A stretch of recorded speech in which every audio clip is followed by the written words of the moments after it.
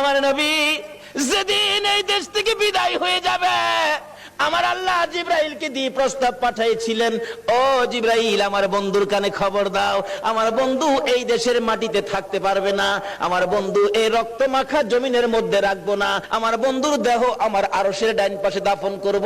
জিব্রাইল খবর নিয়ে ডাকতেছেন, হুজুর আল্লাহর সালাম গ্রহণ করুন। আমি জিব্রাইলের সালাম গ্রহণ করুন।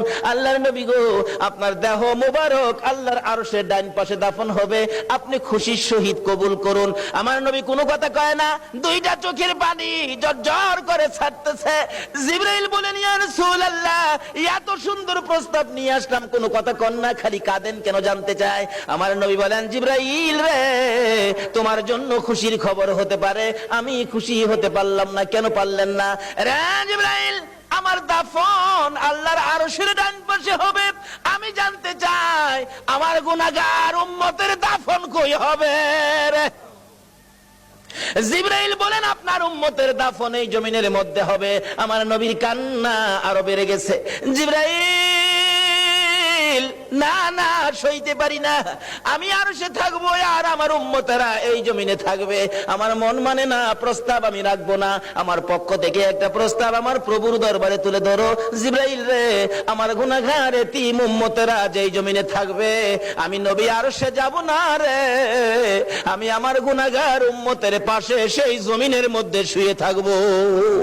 আরে দয়ালো নবী, প্রেমের ছবি আর আসবে না জগতে, আমার দয়ালো নবী, প্রেমের ছবি আর আসবে না।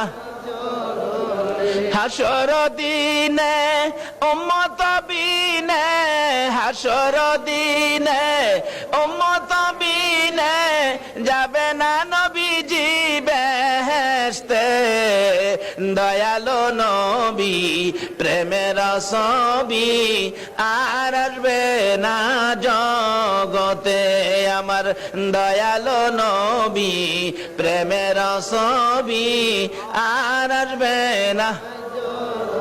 63 সাল জিন্দেগি কাটছে বলে উম্মতি, 63 সাল জিন্দেগি কাটছে বলে, এখনো কান্দে শুয়ে মদিনাতে নবী, এখনো কান্দে শুয়ে মদিনাতে, দয়ালো নবী, প্রেমের ছবি আর আসবে না জগতে, আমার দয়ালো নবী, প্রেমের ছবি আর আসবে না।